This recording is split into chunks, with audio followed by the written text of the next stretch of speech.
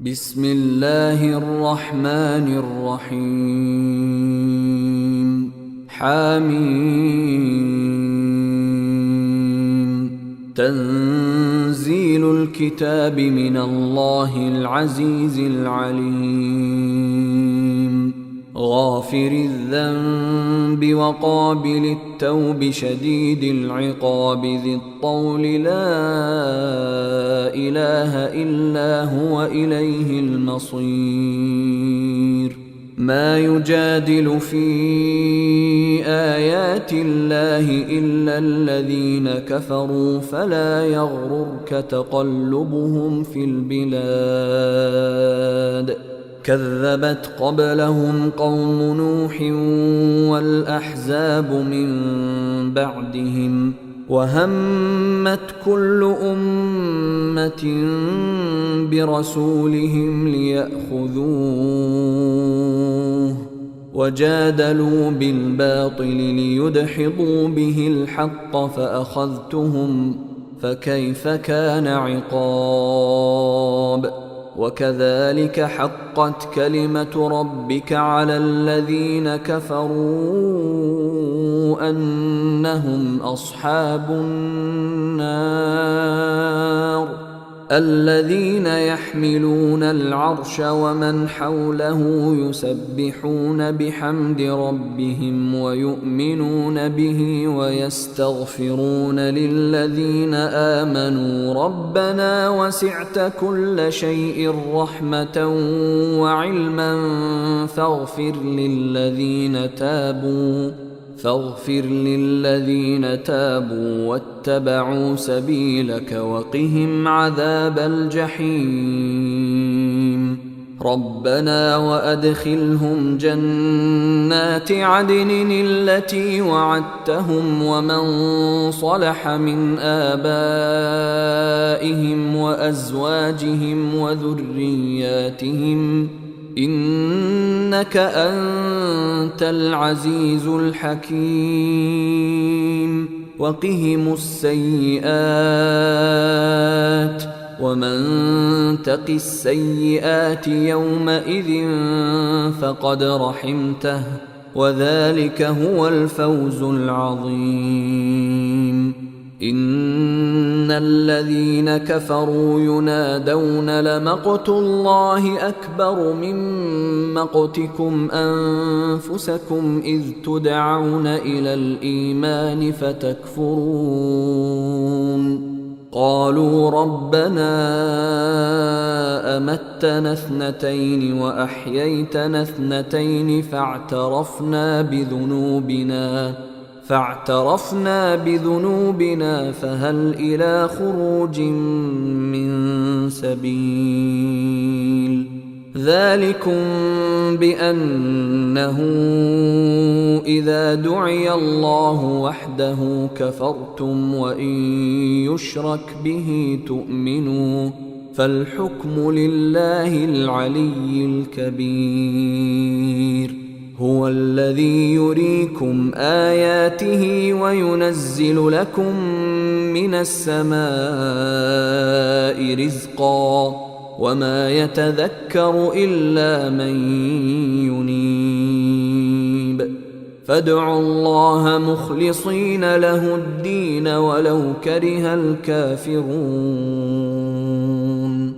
رفيع الدرجات ذو العرش يلقي الروح من أمره على من يشاء من عباده لينذر يوم التلاق يوم هم بارزون لا يخفى على الله منهم شيء لمن الملك اليوم لله الواحد القهار اليوم تجزى كل نفس بما كسبت لا ظلم اليوم إن الله سريع الحساب وأنذرهم يوم الآزفة إذ القلوب لدى الحناجر كاظمين ما للظالمين من حميم ولا شفيع يطاع يعلم خائنة الأعين وما تخفي الصدور والله يقضي بالحق والذين يدعون من دونه لا يقضون بشيء إن الله هو السميع البصير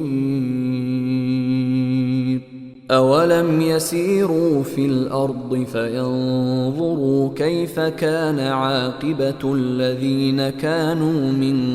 قبلهم كانوا هم أشد منهم قوة وآثارا في الأرض فأخذهم الله بذنوبهم وما كان لهم من الله من واق ذلك بأنهم كانت تأتيهم رسلهم بالبينات فكفروا فأخذهم الله إنه قوي شديد العقاب ولقد أرسلنا موسى بآياتنا وسلطان مبين إلى فرعون وهامان وقارون فقالوا ساحر كذاب فلما جاءهم بالحق من عندنا قالوا اقتلوا أبناء الذين آمنوا معه واستحيوا نساءهم وما كيد الكافرين إلا في ضلال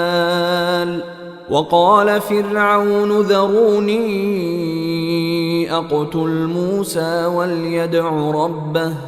إني أخاف أن يبدل دينكم أو أن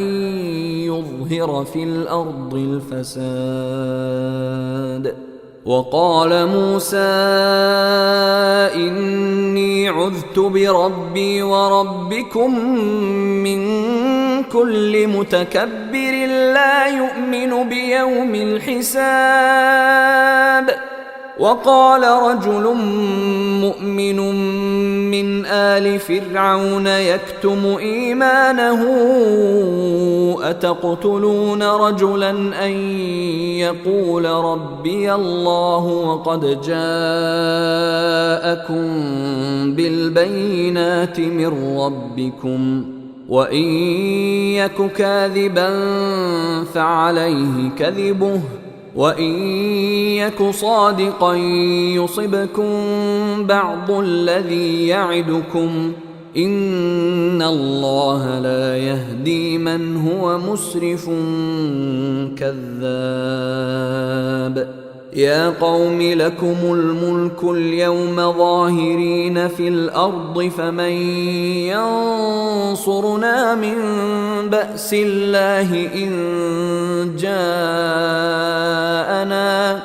قال فرعون ما أريكم إلا ما أرى وما أهديكم إلا سبيل الرشاد وقال الذي آمن يا قوم إني أخاف عليكم مثل يوم الأحزاب مثل دأب قوم نوح وعاد وثمود والذين من بعدهم وما الله يريد ظلما للعباد ويا قوم إني أخاف عليكم يوم التناد يوم تولون مدبرين ما لكم من الله من عاصم ومن يضلل الله فما له من هاد ولقد جاءكم يوسف من قبل بالبينات فما زلتم في شك مما جاءكم به حتى إذا هلك قلتم لن يبعث الله من بعده رسولا كذلك يضل الله من هو مسرف مرتاب الذين يجادلون في آيات الله بغير سلطان أتاهم كبر مقتا عند الله وعند الذين آمنوا كذلك يطبع الله على كل قلب متكبر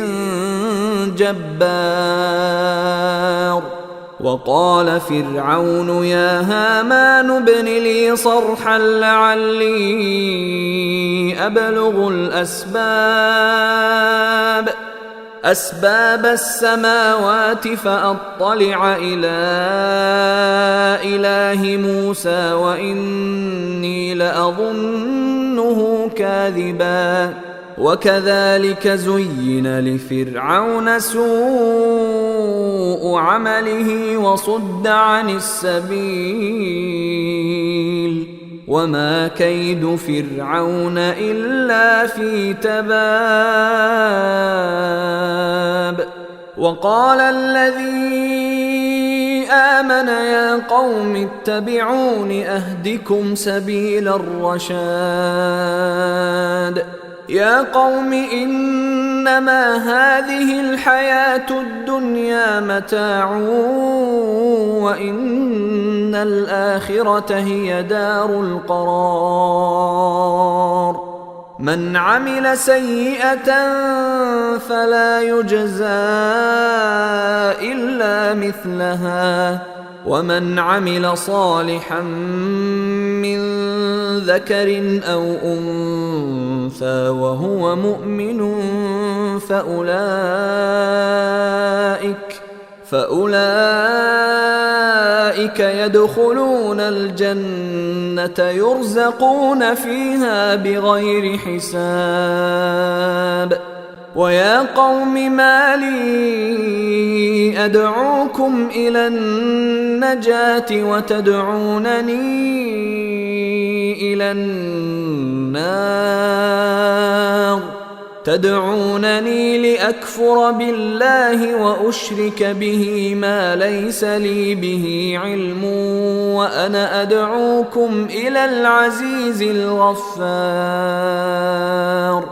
لا جرم أن ما تدعونني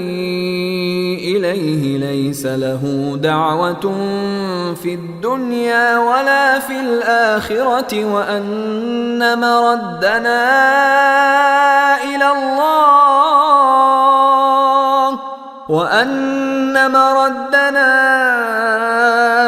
إلى الله وأن المسرفين هم أصحاب النار فستذكرون ما أقول لكم وأفوض أمري إلى الله إن الله بصير بالعباد فوقاه الله سيئات ما مكروا وحاق بآل فرعون سوء العذاب النار يعرضون عليها غدوا وعشيا ويوم تقوم الساعة أدخلوا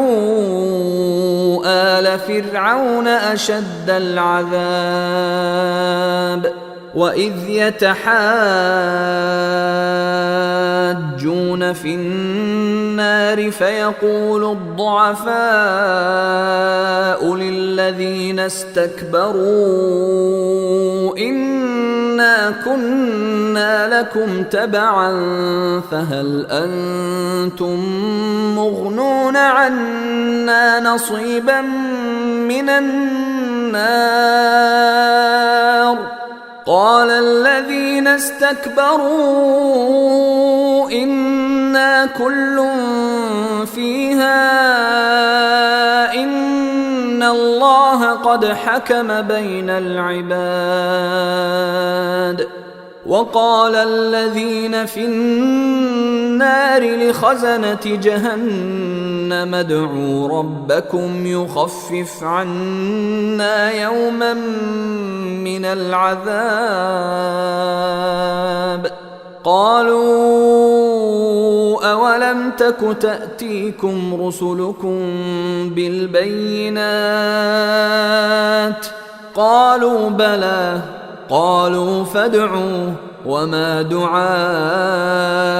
الكافرين إلا في ضلال إنا لننصر رسلنا والذين آمنوا في الحياة الدنيا ويوم يقوم الأشهاد يوم لا ينفع الظالمين معذرتهم ولهم اللعنة ولهم سوء الدار ولقد آتينا موسى الهدى وأورثنا بني إسرائيل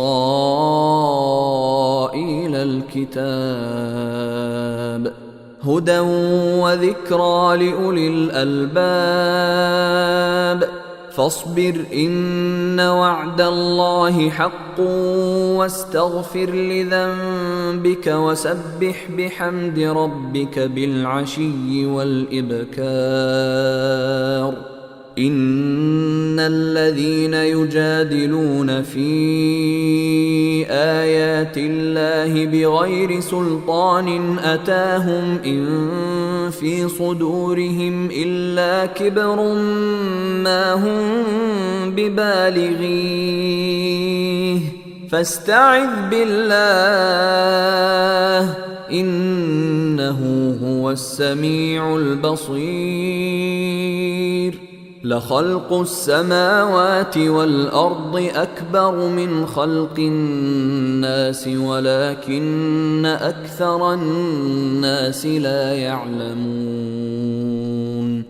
وما يستوي الأعمى والبصير والذين آمنوا وعملوا الصالحات ولا المسيء قليلا ما تتذكرون إن الساعة لآتية لا ريب فيها ولكن أكثر الناس لا يؤمنون وقال ربكم ادعوني أستجب لكم إن الذين يستكبرون عن عبادتي سيدخلون جهنم داخرين الله الذي جعل لكم الليل لتسكنوا فيه والنهار مبصرا إن الله لذو فضل على الناس ولكن أكثر الناس لا يشكرون ذلكم الله ربكم خالق كل شيء لا إله إلا هو فأنى تؤفكون كذلك يؤفك الذين كانوا بآيات الله يجحدون الله الذي جعل لكم الأرض قرارا والسماء بناء صوركم فأحسن صوركم ورزقكم من الطيبات ذلكم الله ربكم فتبارك الله رب العالمين هو الحي لا إله إلا هو فادعوه مخلصين له الدين الحمد لله رب العالمين قل إني نهيت أن أعبد الذين تدعون من دون الله لما جاءني البينات من ربي وأمرت أن أسلم لرب العالمين هو الذي خلقكم من تراب ثم من نطفة ثم من علقة ثم يخرجكم طفلا ثم لتبلغوا أشدكم ثم لتكونوا شيوخا ومنكم من يتوفى من قبل ولتبلغوا أجلا مسمى ولعلكم تعقلون هو الذي يحيي ويميت فإذا قضى أمرا فإنما يقول له كن فيكون ألم تر إلى الذين يجادلون في آيات الله أنى يصرفون الذين كذبوا بالكتاب وبما أرسلنا به رسلنا فسوف يعلمون إذ الأغلال في أعناقهم والسلاسل يسحبون في الحميم ثم في النار يسجرون ثم قيل لهم أين ما كنتم تشركون من دون الله قالوا ضلوا عنا بل لم نكن ندعو من قبل شيئا كذلك يضل الله الكافرين ذلكم بما كنتم تفرحون في الأرض بغير الحق وبما كنتم تمرحون ادخلوا أبواب جهنم خالدين فيها فبئس مثوى المتكبرين فاصبر إن وعد الله حق فإما نرينك بعض الذي نعدهم أو نتوفينك فإلينا يرجعون ولقد أرسلنا رسلا من قبلك منهم من قصصنا عليك ومنهم من لم نقصص عليك وما كان لرسول أن يأتي بآية إلا بإذن الله فإذا جاء أمر الله قضي بالحق وخسر هنالك المبطلون الله الذي جعل لكم الأنعام لتركبوا منها ومنها تأكلون ولكم فيها منافع ولتبلغوا عليها حاجة في صدوركم وعليها وعلى الفلك تحملون ويريكم آياته فأي آيات الله تنكرون أفلم يسيروا في الأرض فينظروا كيف كان عاقبة الذين من قبلهم كانوا أكثر منهم وأشد قوة وآثارا في الأرض فما أغنى عنهم ما كانوا يكسبون فلما جاءتهم رسلهم بالبينات فرحوا بما عندهم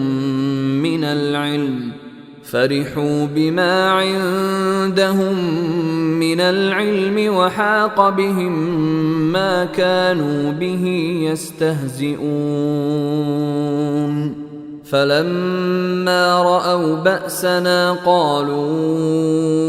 آمنا بالله وحده وكفرنا بما كنا به مشركين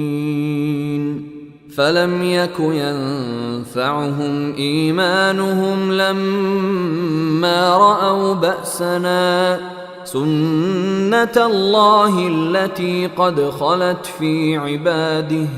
وخسر هنالك الكافرون. أيها الإخوة الكرام، نذكركم بأن